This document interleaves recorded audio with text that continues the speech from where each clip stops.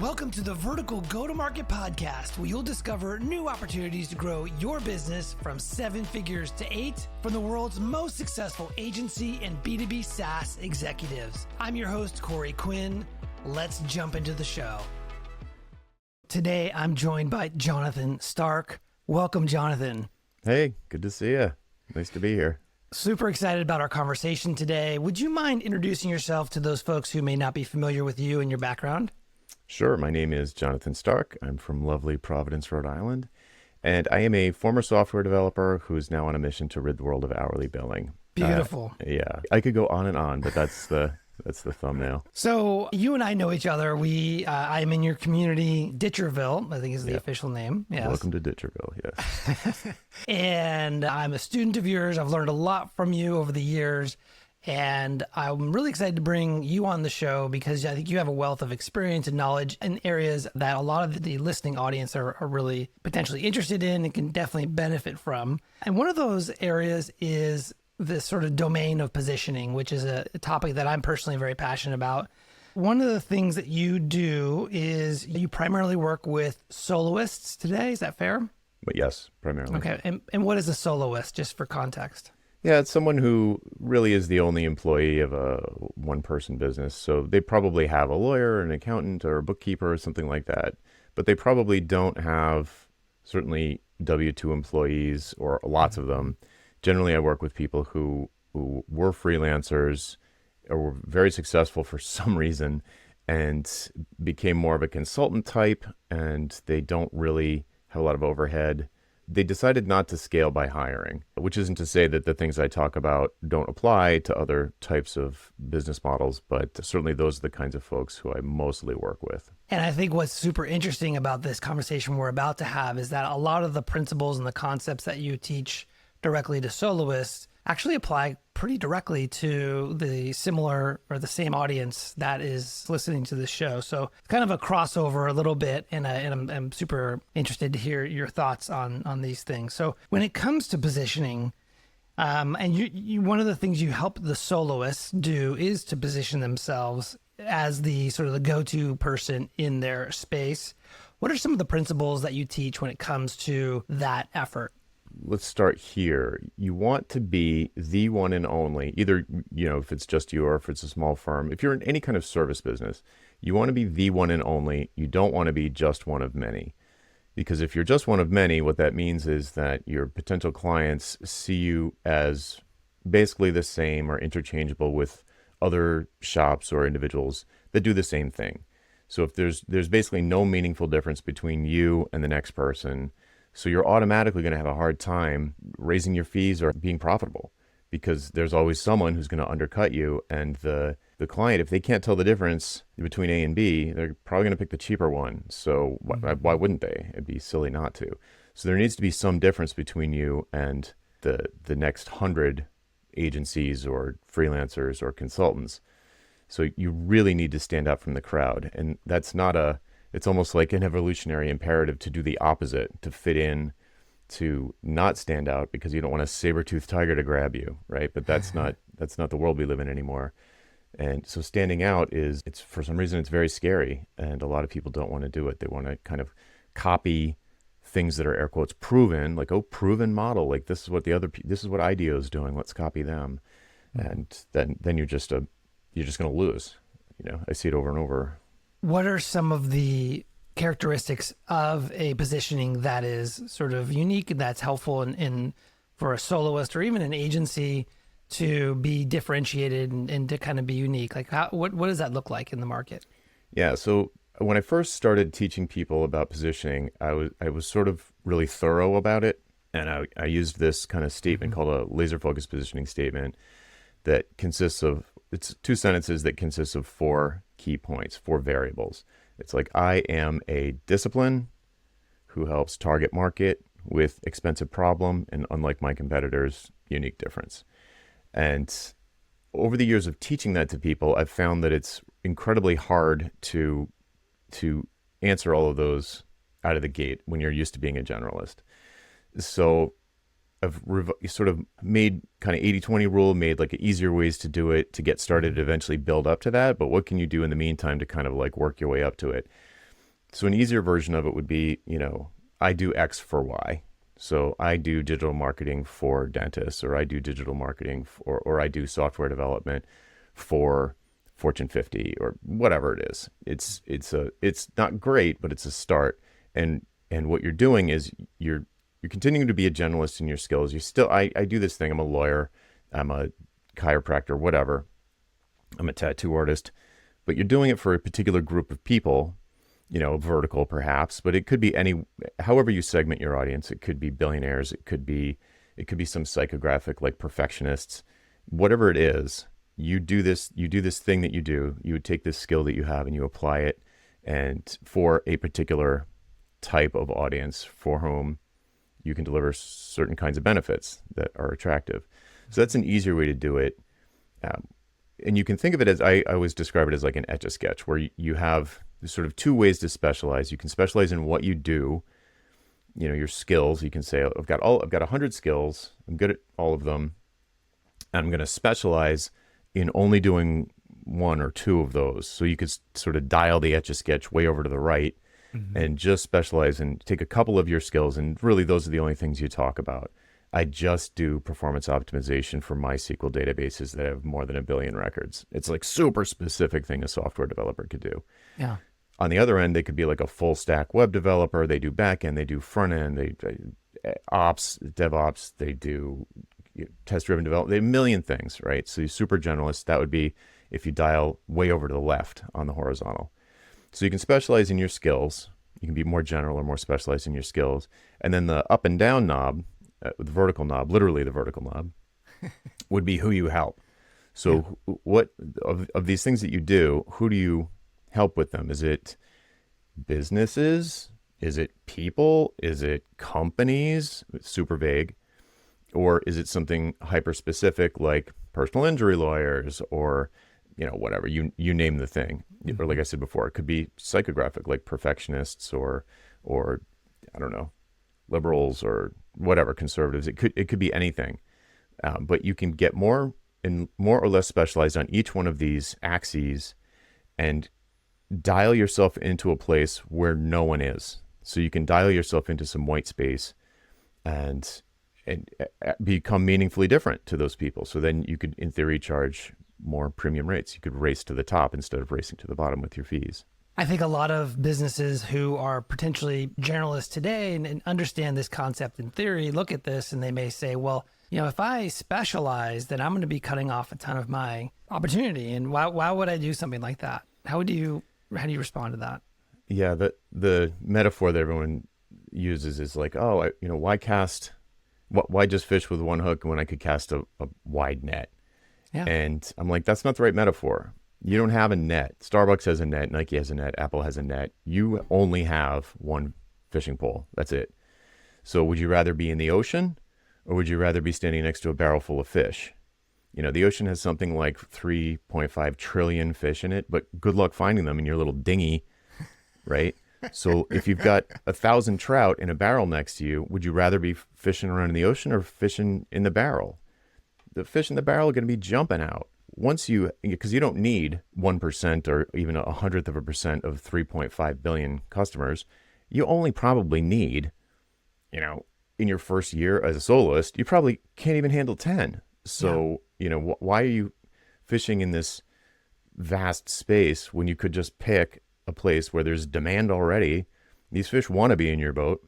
Why not just go to them and serve their needs, bait the hook with something that these particular kind of fish like and are going to come after. It creates more opportunity. Let's say that I'm a digital marketing agency and I'm listening to this and I'm saying, okay, so on the sort of the horizontal dial, I'm going to focus in on, let's say, SEO as a service, potentially. It's a way to narrow it down. And instead of SEO for anyone, I'm going to focus on SEO for roofers as an example. What happens when there's already a couple folks in that space already doing the same thing? What are different ways to kind of continue to differentiate? Yeah, it's interesting because in the laser focused positioning statement I mentioned earlier, a lot of people can kind of do their discipline. They kind of know what they are. There's maybe one or two ways they'd say it, but they know what they do. The target market, they have a hard time with, but it's not impossible. The expensive problem they have a hard time with, but it's not impossible.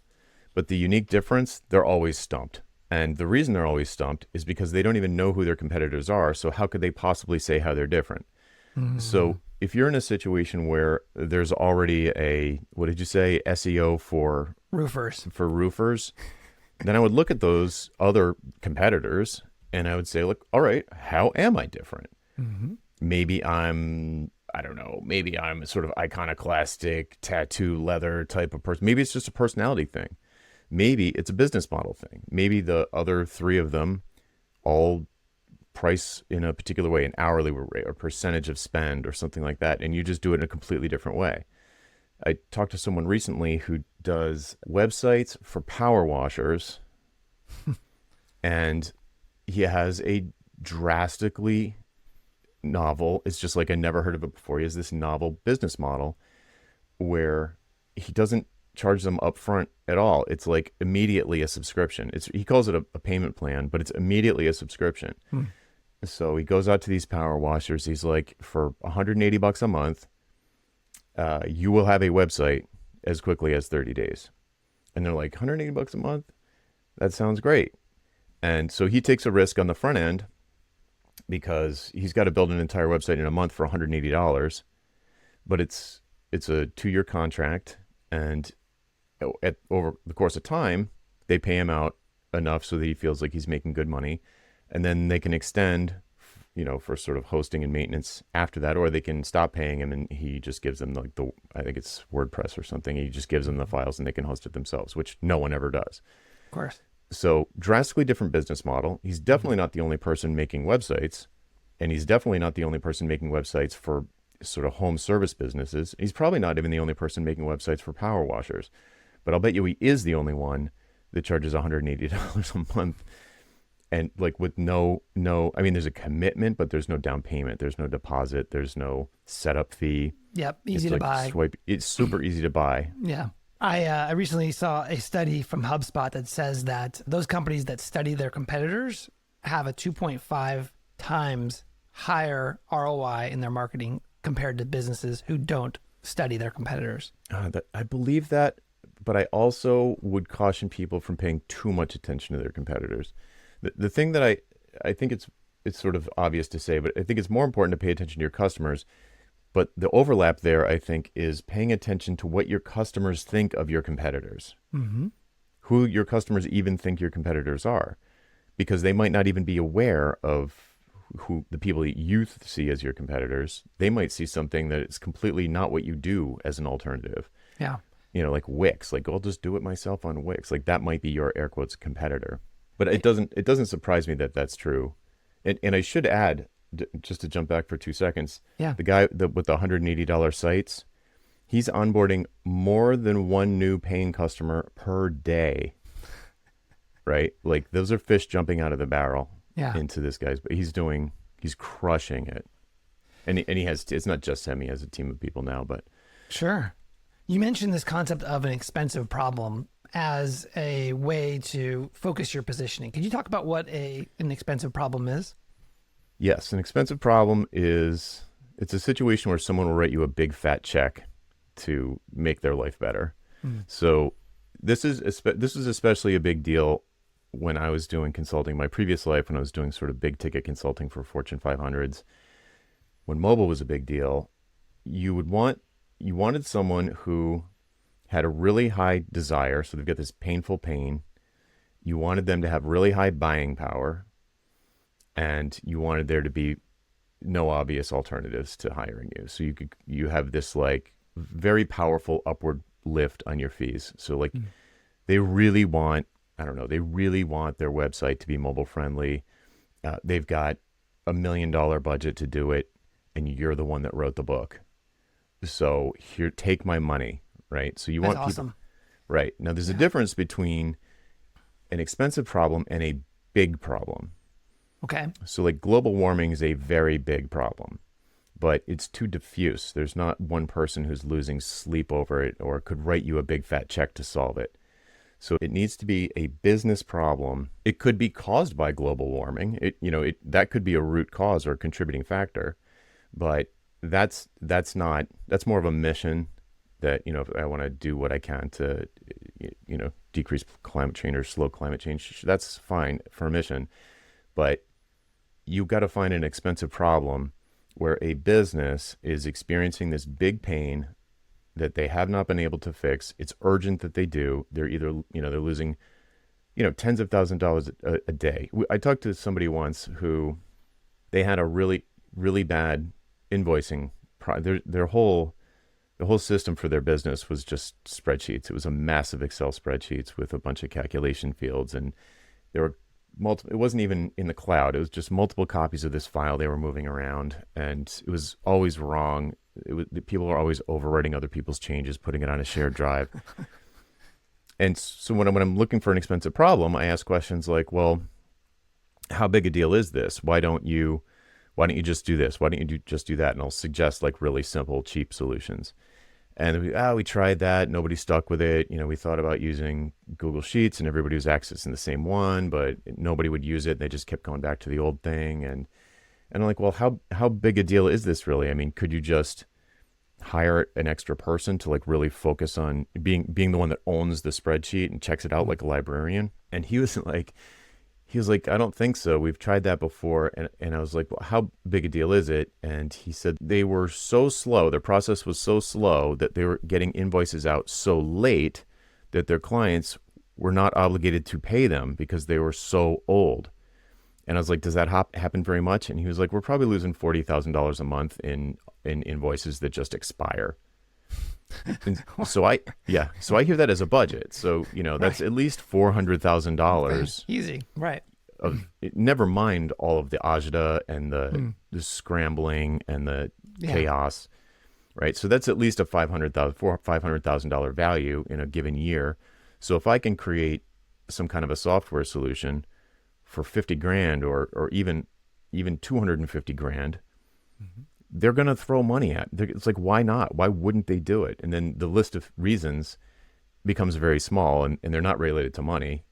They're like, either you're not credible, they don't think they'll stick to it, they think they'll pay me and I'll do it, and then still they won't adopt it. There's other reasons why they might say no at that point.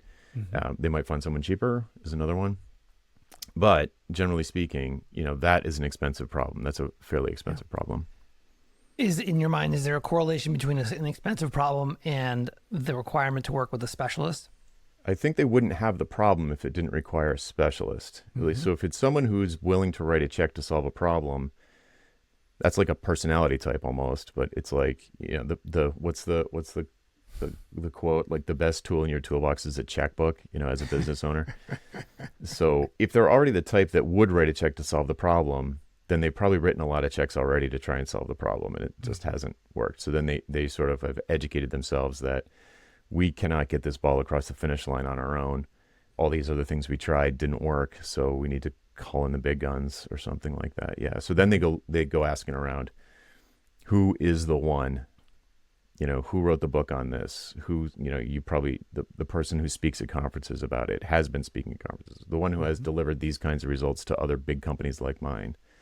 Those sorts of things. And as an agency owner or a listener who's running a business, maybe a generalist today, and wants to begin the process of specializing and focusing their positioning around an expensive problem, how do you advise they actually find what the expensive problem is for their audience? You almost have to pick a market. Let's just call it a vertical because that's the show we're on. Yeah. But you almost have to pick a vertical, and because different verticals, they might have the same underlying root cause. Like, they might all have soggy positioning. Your target market might all have soggy positioning. These different target markets might all be overwhelmed by digital, but they're going to talk about it in different ways. They're going to use different lingo to discuss their version of the symptoms of the root cause. So by picking a particular vertical, you can start to find out how they talk about the symptoms of the problem that you solve and how painful they are. So for someone who, it's more than just a vertical. So the word vertical generally means, like the NAICS code or however you say that. It's like whatever, software consulting or landscaping, right? It's like a job kind of. But I think a good target market has even more than that. You could call it your ideal customer profile or whatever. There's a million names for it. But there's usually, almost always, when I've got a student who really, really nails positioning, and by nails it, how do you know they nailed it? Well, they're getting tons of leads that look like that. And there's almost always a business size component where they need to be big enough so they can afford your exorbitant fees. And the problem is expensive. They will write a big fat check to solve this problem. So they need to be big enough to have that buying power, but not so big that they've got one of you as a CMO or a CFO, like they've hired internally. They have an entire team of people like you. So if they're huge, it can be tricky. It's not impossible, but if you pick a few target markets, you can talk about this, how to do that better than I can. Usually I just say, look for places where you're already an insider. Yeah. The power washer guy was an insider, and other people I know were insiders in their market. They know all of the people. They already have a reputation. I was an insider in software development when I went solo and did coaching for those sorts of folks. So I know all the language. But the other thing is the symptom and the buying power are going to be different depending on the size of the company.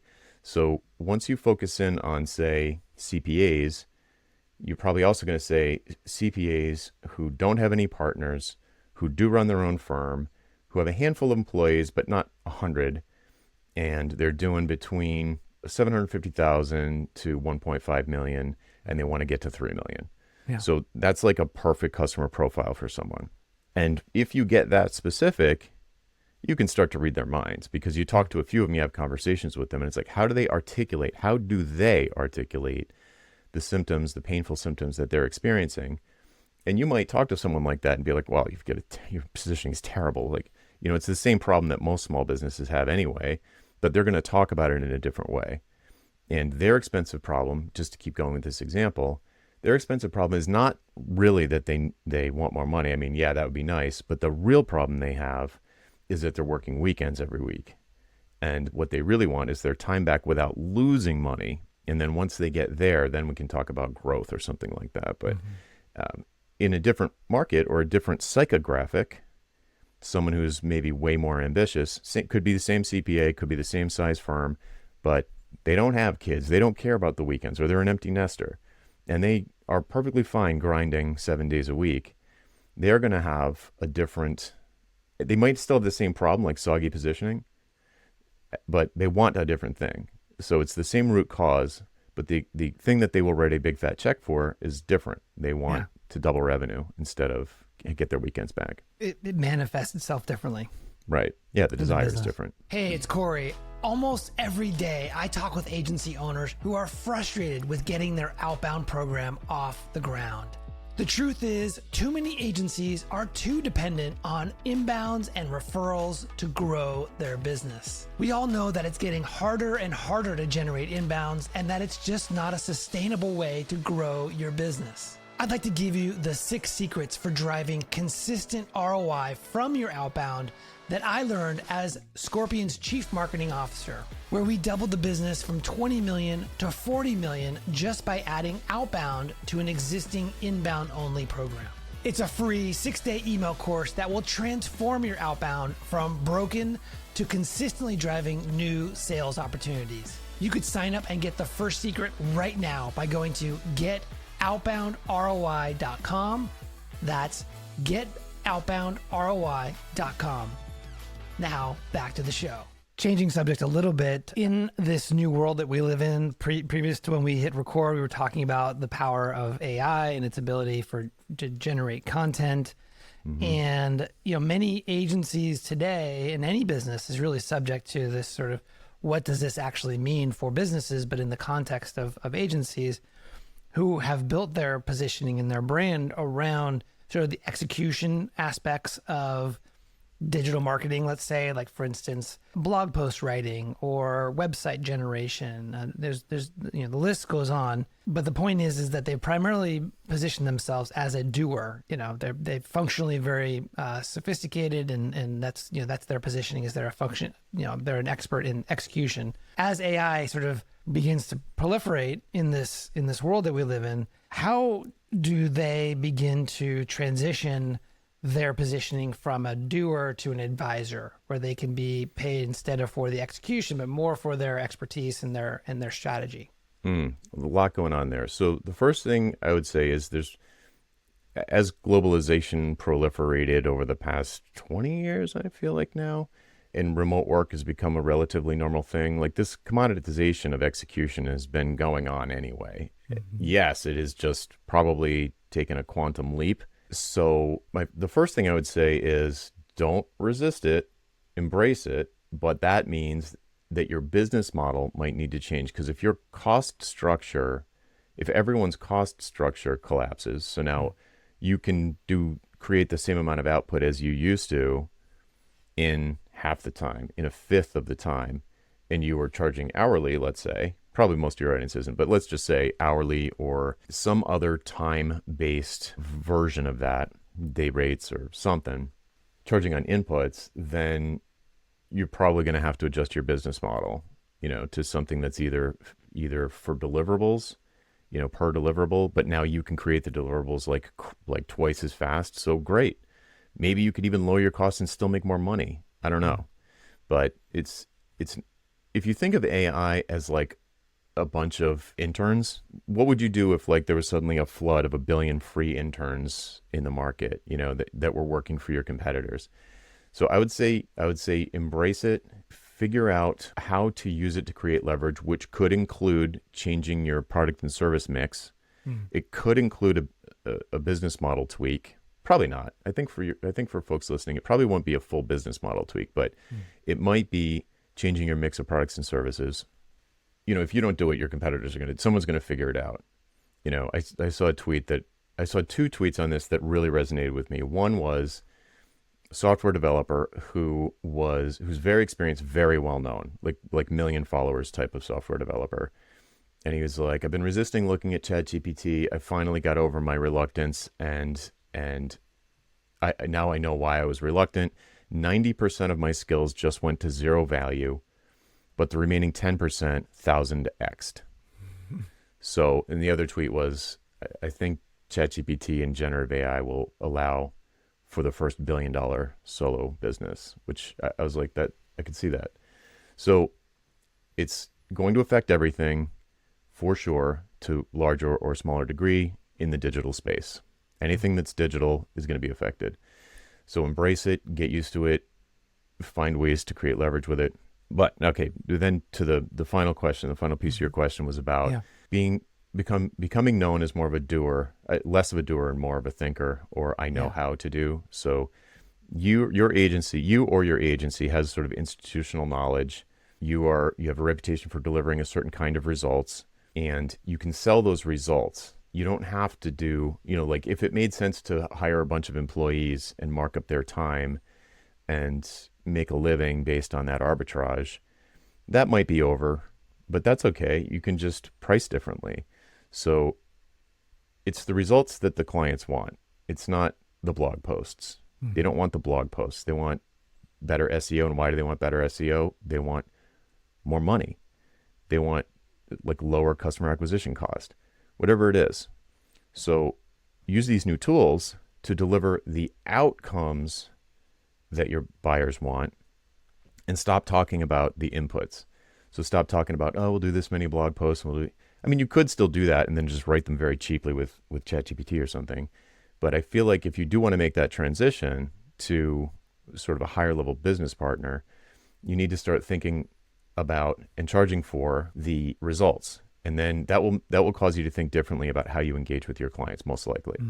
You'll think, okay, we're not going to be just a room full of hands that crank out social media posts and graphics and blog posts and content marketing and all that. We still might do that, but that's not what we're going to price. What we're going to price is the results, and get really good at actually delivering results. And if you can do that and make that claim credibly, and testimonials to the effect that you can do it, that's a pretty big moat. That's going to be hard for other people to compete with. What are productized services? A productized service is a fixed scope service sold at a published price. That, generally speaking, sometimes they're really, they're like $50,000 or $100,000 for a productized service. I might not post the price then. You might need to have a sales call for that. Yeah. But usually it's some kind of service that you could deliver, from 5 to 15 hours across the course of 2 to 4 weeks, spread out. And it's more or less, you run through this process that's, of course, it's always a little bit different with each client, but you're not customizing it for the client. You just do the thing and you package it like a product, hence the name productized service. It's delivered like a service, but it's sold like a product. So, and this is actually really good if you're having a hard time positioning your whole firm. You can create a productized service and just position that. What is the value proposition of just this one, digital road mapping service or something, digital strategy engagement? What is or even a workshop would be a productized service. It's like it's fixed scope. At the end, you can promise these kinds of benefits. Your team will understand X, Y, and Z, and that will, probably lead to benefits down the road. If you believe that's true, then this is a good deal. So yeah, it's like a bottle of pills, got a migraine, quick relief, that sort of a thing. And so in the agency space, have you seen any companies do this well with regard to sort of packaging up their I guess their service-based product? Sure. I mean, the power washing guy is an example. I mean, He also threw in the sort of subscription model, which is, probably a whole other conversation. Very interesting to add in to actually have a good subscription model. I feel like StoryBrand is an example, like the StoryBrand team I don't think anyone there started out as an agency, but they could have. Don Miller might have been doing consulting one-on-one. He probably did at some point. And, but that's not what they're doing now. They're packaging it up and teaching people how to do it instead of being the ones that do it. So you could package up your expertise, your know-how in a lot of different ways. This is a big decision for somebody who's used to, selling customized. Yeah, exactly. But it's a move. Like you could move from this high touch service end of the spectrum and sort of down, we're a small number of big clients, into productized space where you have 10 times more clients, but you're just doing this repeatable process for them, into even smaller where you've got 100 or 1,000 times more. You wouldn't even have clients at this point. They'd be called customers, and they're buying input products and training and that sort of thing. So, that's a big business decision strategically, where you want to go with your business. You certainly could just stay at the high end, promising and delivering outstanding business results to a small number of clients every year. And as the clients get bigger, if you're using value pricing to price your projects, you can be dramatically increasing your fees over and over and over the bigger your clients get and the more expensive the problems get. Yeah. We'll get into value pricing here in a minute, but for the agencies that are primarily doing customized services, every client's new, there's a whole discovery, uncovering, and a whole sort of roadmap that's specific to the customer, and then the execution, everything is bespoke, let's say, on the one end of the spectrum, right? Which has its benefits and its drawbacks. What are the benefits for introducing a productized service? Why would that potentially be a good idea for them to think about? So when you have one of those completely everything's new every time, maybe you have a kind of a process you go through, but it's just constantly winging it. And maybe you enjoy that sugar high of learning somebody's new business every time. And like, oh, last month it was a plastics manufacturer. This month it's a plastic surgeon, and it's fun because I get to learn all of the new things and it feels really creative and that's great, but you're not building anything. You're just getting paid to do the thing. And there's nothing, there's no business there. Yeah. You're selling your time effectively. Effectively. Your team's time. Yeah. Right. So if you're not pricing yourself like through the roof, like massively profitable, you're really not building anything. You can be massively profitable doing that. People do it. But most people are probably not value pricing, so they're probably not massively profitable on doing that stuff. So the question becomes like, do I ever want to sell this business? Or even if you don't want to sell the business and you think you never will, wouldn't I want to have the kind of business that someone would want to buy? It's a sign that if someone wanted to buy your business, it's a sign that you have a good business. Yes. Nobody wants to buy a bespoke services company. It's just not. Right. No, it's because just what not, are you doesn't buying? happen. Especially if the founder leaves, then then you're You're basically, yeah, what are you buying? nothing, right? You're not Right. buying anything. Yeah. So, but if you do want to become like an expert, you Okay. can't, it's like impossible to become an expert that way. You can do your best practice all day long in the custom world. And sometimes it'll work and sometimes it won't. It's tough. If you want repeatable success, you want systems, you want cost reduction, you want to feel like, you want it to feel more like an engine and less like a constant brainstorming session, Yeah. then, productized services is a great thing to step into to start to experiment with. Some people think like, oh, that I'll get bored doing the same thing over and over. And it's like, well, get a hobby. This is your business. Wouldn't you want to have predictable income? Like, wouldn't that be great? Wouldn't it be great to know what your costs are going to be every month? Wouldn't it be great to know that like the power washing guy onboarding more than one new customer a day for years? Wouldn't that be nice? He's building the same website over and over and over. Mm. Is he bored? I don't think so. He doesn't seem bored. I mean, he's doing 6 figures a month, with a small team. Yeah. So it's like, And I imagine if you do the same thing over and over, he probably gets pretty good operationally efficient from an efficiency perspective, to your point, but the actual end product probably also is better yes. if you're creating a variety of different disconnected type of websites for different people. Yeah, I feel like in the creative space, there's this tension between being a designer and being an artist, and everybody wants to be an artist, but they're not artists; they're designers. So it's like, if you want to be an artist, that's cool. I was a musician; I have a degree in music. I get that world. But there's creativity in building a business, but it's not. I don't buy the artist thing. I don't buy the artist thing. If you want to make art, make art. If you're a designer, you're solving problems. Designer is super creative, has to be super creative, and but the point is, you're getting paid to solve problems. So that creativity is in service of creating business outcomes. And the more repeatable your process is and the more predictable it is, the better you're going to be at solving those problems and delivering beneficial results. It does go back to like the focusing in on a particular kind of buyer, though, also. Because a productized service is not going to be a perfect fit price-wise and everything else for a mom and pop and for Domino's. So part of having the productized service work is that you're incredibly specific about who is the appropriate buyer for it, and an inappropriate buyer, you wouldn't let them buy it. You'd be like, this isn't a good fit for you. We should do a custom project. It seems like the process is get really clear on who you're focusing on and what you're doing for them. Do it for them for a while.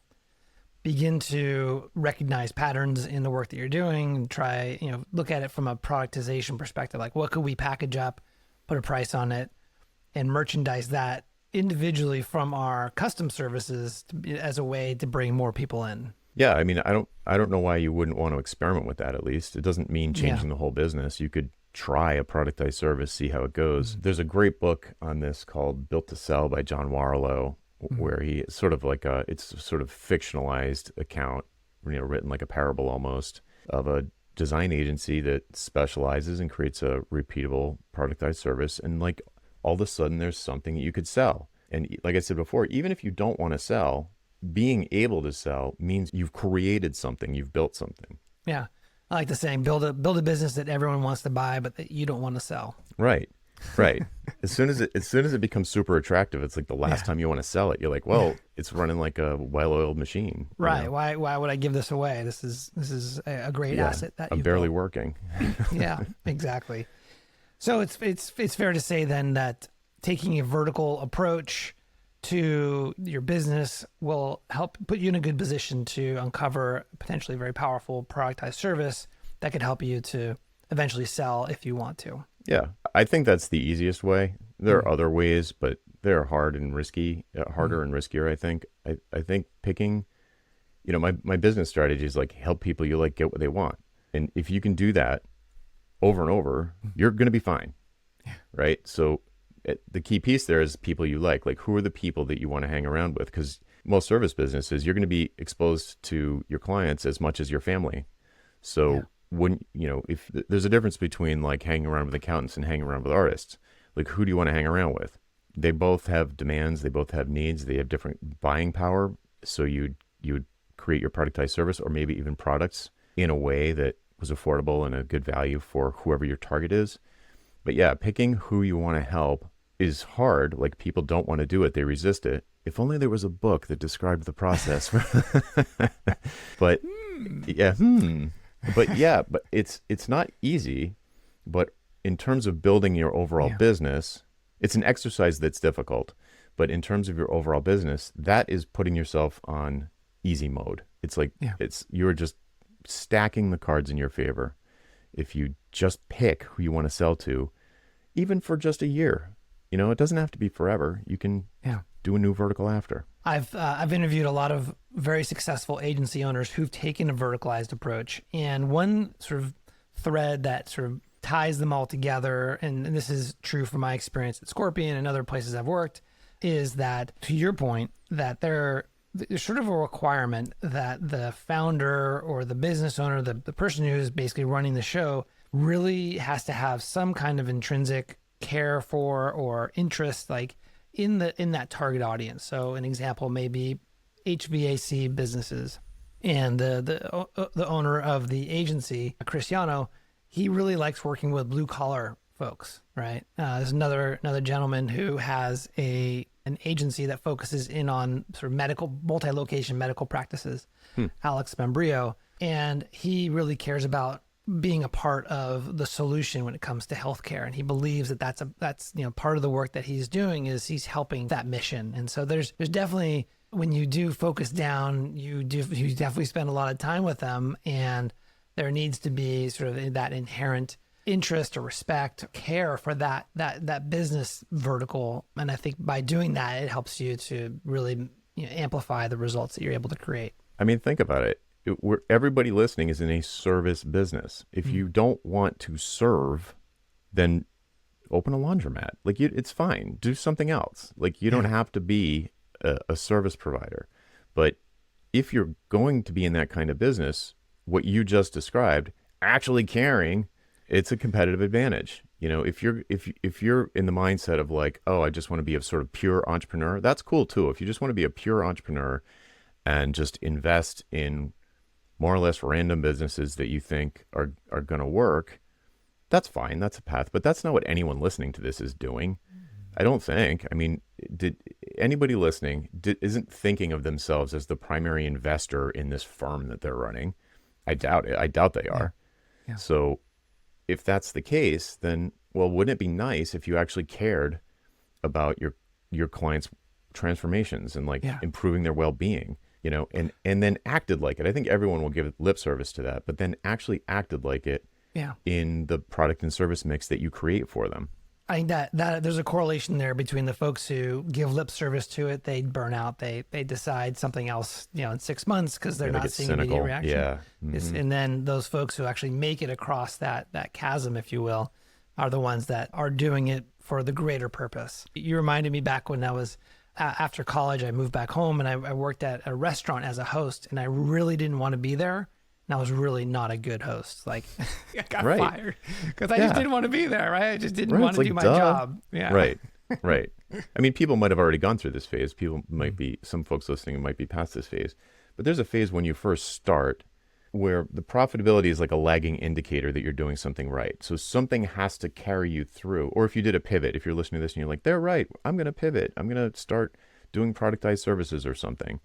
Any decision that you make in a business is a bet that it's going to work out eventually. And then you need to be excited. There needs to be some motivation that will get you through that phase before the profitability kicks in. Yeah. You got to, so caring is one of the things that can get you through the phase, a sense of fulfillment that this is going to help people's lives get better. Then if these are the kind of people whose lives you want to improve, then that can help carry you through that lag time. Sure. I mean, it takes a lot of energy to build momentum, and it's through those periods where care can really help, to your point, make that transition successful. Mm-hmm. One of the things you talk a lot about in Ditcherville and in all of your teachings and your writings is this concept of value-based pricing. Mm-hmm. And I want to kind of dive in a little bit there because I think some of the listening audience are going to be agencies who maybe are doing project work, creative, kind of larger, more sophisticated website design or other type of creative work that they're potentially charging on a time and materials basis or maybe a blended hourly rate. And I'd love to hear your thoughts on why is it a better strategy to sort of ditch hourly or to move away from purely hourly based pricing and moving into value-based pricing? Yeah, there's kind of two ways to answer that. The first Sure. one is it's a way to scale without adding headcount.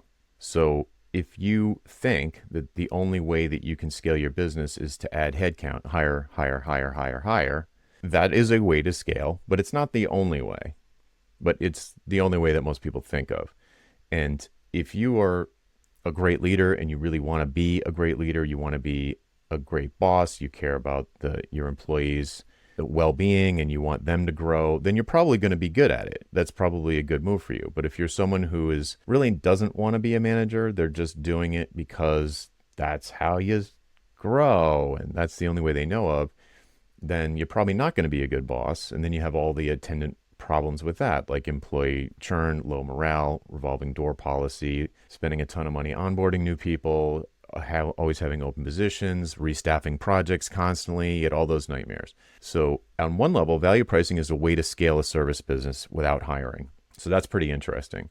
So the first question I guess I would ask myself is, did I hire employees merely to scale the business up? Or do I actually care about improving my employees' lives too? Like maybe you're, I don't know, you're hiring a group of people. I've talked to a few people who sort of hire, ex-cons and people who are hard scrabble background, and they really, and the goal is to make their lives better along with the owner's life. And that's a whole mission thing. That is great. I love that. But if you're just hiring employees to scale up and make more money, there are other ways to do that. Value pricing is a great way to do it if you already are attracting clients that are wanting you to do these big custom projects. Why wouldn't you just charge more per hour instead of a value-based? Eventually, because the problem with hourly is that it gives people an apples to apples comparison with your competitors. So if everybody's charging hourly, then they'll be like, well, why are you $300 an hour instead of 150 like everyone else? And it's tough to explain. You could say, well, we're twice as fast, but then why are you even if you are actually twice as fast, why not just give them a price? And then all of that, the speed becomes an asset for you, so that Make it up you on have volume. yeah. I mean, yeah, I double my prices, I'd lose half my customers. Yeah. So you can scale up the hourly model with headcount, but I just don't like when people are hiring employees just to scale. So the way value pricing works, this is sort of the second way to answer the question, is that for a custom project that is going to be bespoke to this prospect who came through the door, and they are like, we need this crazy thing, we don't know how to do it, we barely even understand, we don't know what we don't know. You have a sales conversation with them, and if you're attracting the kind of clients who have expensive problems, you can go through a series of questions to uncover their real motivation for even talking to you or someone like you in the first place. Something changed. Either somebody came into their market, they're afraid of losing market share to Amazon, or a competitor, some other competitor is taking their business, eating their lunch, or there's AI is now working and they don't know how to capitalize on it. Something changed, and they want an expert who looks like you to help them go with this project that they have. So when you meet with them initially, I just have people try and talk them out of doing the project and saying all right, why not do this? This sounds like a really big deal. It's going to be disruptive to your whole organization. It's going to cost you a fortune. Why not do it? Isn't there some other thing you could do instead? And then you have them explain to you why, no, this is the thing we need to do. And you're like, oh, okay. It seems like a good reason. Then you find out they're pitching you effectively. Yes. Hey, we need to do this, and we think you're the person to do it. Yeah. And so you come in and you kind of act like you would if you were a board member and they're trying to convince you to allow them to spend all of this money on this big thing. So you just kind of act like they're their parent or their board member or something, even if you're talking to the CEO and they're like, we need you to do this thing. It's like, well, why? Convince me. And then it's like, does it have to be now, or could we put it off? You want it, the more urgent it is, the more important it is that they do this. then the better it is from a value pricing perspective. And then finally, why would you hire someone expensive like me to do it when you could get interns or use AI or get your cousin Vinny or outsource this to emerging economies? Why not just do it cheaper? And if you can get credible answers to all those questions, you can put together a proposal based on what it's worth to this particular client. And let's say it's worth, like my invoicing example earlier, that was definitely worth $500,000, like no question. Exactly. So, right. It couldn't be clear. It's not always that clear, but it's very clear often. And, you come up with some prices based on the value, a fraction of the value. And you're like, all right, what could we do to move this particular needle for this client in this circumstance for, let's say it's $500,000 is the value, guesstimate value. You say, what could we do for these people for $50,000 that would move the needle? What could we do for $120,000 that would move the needle? What could we do for $250,000 that would move the needle? And you kind of give yourself a budget and then think about the scope last after you have prices. So you're like, all right, for 50 grand, we could do a kickoff meeting. We could do this, we could that. I could give them a couple of designers, for a 2-week period. And then at the end, they'll have, I don't know, a roadmap or some kind of whatever, some kind of thing that your contribution will contribute. Your activities will contribute to their desired outcome in a way that they believe, because that's what they explained to you in the conversation. Like, why do you need SEO? Why not do this? Right. And they'll say, well, because this, that, and the other, and it will lead to, we know our funnel is great, but we're just not getting enough traffic to the site. If we could just get qualified traffic to the site, we would double our income. Oh, good. Okay. Write that down. And there are probably at least 3 different ways that you could engage with the client to improve their SEO. And at those different budgets, you just pick a scope for the budget that you'd be fist pumpingly happy to do. So when it inevitably is more work than you thought, because that's always what happens, you still don't care because you have like 100% margin, or like you're making double what you would have done it for. So even if it takes you like 75% more work, you don't feel like you're losing money. I imagine that in many contexts, the agency owner that's listening is used to having a competitive situation when they're trying to win a deal, generally speaking. In other words, the buyer is potentially talking to them as well as 2 or 3 of their other competitors, and they're sort of trying to compare and contrast the different services and the offerings. What would have to be true for the buyer to choose the partner, the vendor who has a value-based pricing versus, let's say, time and materials? The whole premise indicates that your positioning isn't great yet. It's like you're not the one and only. So you're not specialized enough, or at least you're not perceived as specialized enough. Because the biggest deals no one was considering anyone else. Like, they might be aware that there are other people out there, but they're not even considering them. Like, you are the one and only. If you want the best, this is this is the person that's the best. This is how much it costs. And if that's not cool, that's fine. Go with someone else. So, okay, but let's just say that is your situation. Your positioning's not crushing it yet, and you're not the one and only. Maybe you're one of 3, and the other ones are, you need to differentiate yourself. So one thing that works in the software space, at least, is that you can point to the pricing model as a benefit. So you could say, I've said this in the past in software context where most people charge by the hour. And I would say, well, all right, they come to me and say, we really want to work with you, but your price is literally double the next quote. And I'd say, well, is it a quote or is it an estimate? And they'd say, well, it's an estimate. I'd say, well, mine is a fixed price. Like, with me, you won't pay a penny more than that price on the piece of paper. That's interesting. If you go back to them and they're willing to stand behind their prices, then you should go with that next one. But if they won't stand behind their prices, you need to ask yourself, do they really know what they're doing? Like, if they're not even comfortable with the price. So you can essentially what you're doing is you're making it conscious the risk that the client is taking if they go with someone who just is a blank check, basically. If you want to give these guys a blank check, go for it. But with me, how much it's going to be. Would you rather have the certainty? Would you rather not? So what is a potentially downside to taking a value-based approach to pricing projects? Pricing it too low and getting killed. So if you're really bad at establishing value, most people are pretty bad at it. It takes practice. It takes a lot of practice. So if you're not getting a lot of leads, then it's tough to get enough practice to get better at it. So again, it comes to a positioning thing, a differentiation thing, marketing in general. It's like you want to be getting enough leads so you can get practice doing this kind of a sales interview.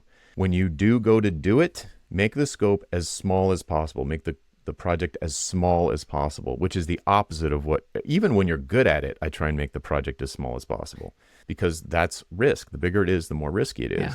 I fall into that trap, by the way. I try to make it too big. Yeah, a lot of people want. Yeah. That's the normal way. It's like you go in, you pitch all of this stuff. You're going to be on the clock or you're going to be on this monthly retainer thing, and you want it to last for as long as possible because you don't want to have another one of these conversations with a new client in 6 months or in 2 months. So you want to milk the client as long as possible. That's what it is. So, all right, great.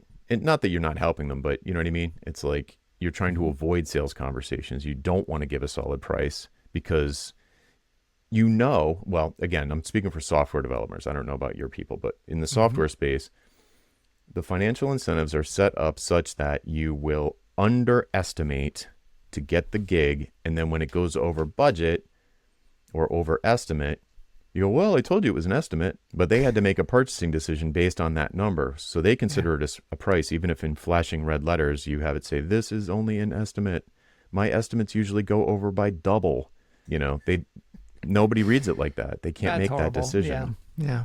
That's a stat, as a matter of fact. Unbelievable. Something like 50% of projects go 100% over budget or 80%. It's crazy. Yeah, which doesn't help the dynamic of the relationship between the sort of the agency and the client, because the client now has to deal with these additional costs, and it's a nightmare. Yeah, the agency has to defend them, and yeah, finger pointing, micromanaging, fighting about hours. Your buyer getting. I've had buyers get fired over this.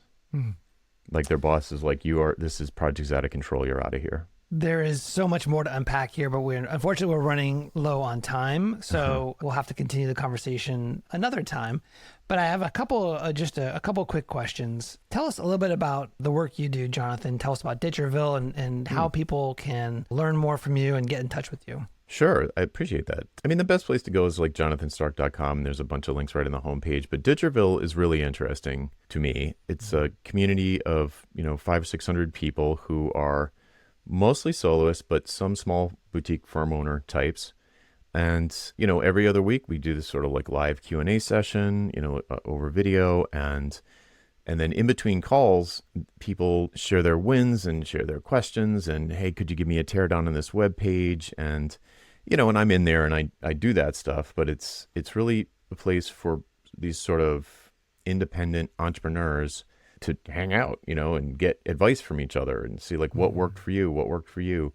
Because I've got my experience, but that's just my experience. And I've coached people, but that's still only, I don't know, 50. I probably have only had 50 one-on-one coaching clients, maybe more, but about 50. It's not 100. So I don't know everything, right? Yeah. But the group, the sort of conventional wisdom of a group of like-minded people who are trying to increase their profitability, without working more. They want to make more without working more. So it's a very specific kind of mentality, and usually without hiring. So I don't know how to describe it very well.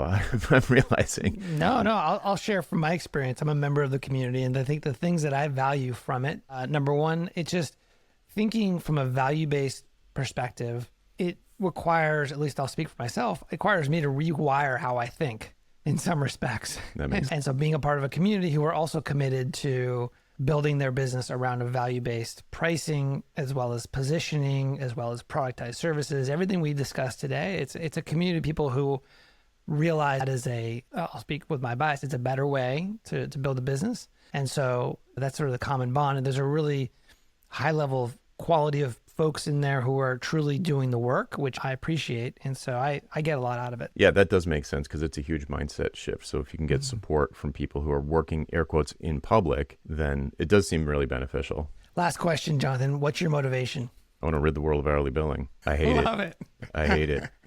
That's going to be on my headstone. That would be a win. It's so bad. It's so bad for clients. It's bad for buyers and sellers. It's just lazy, but it's like water to fish. Like that's just how you do it, right? You just bill by the hour.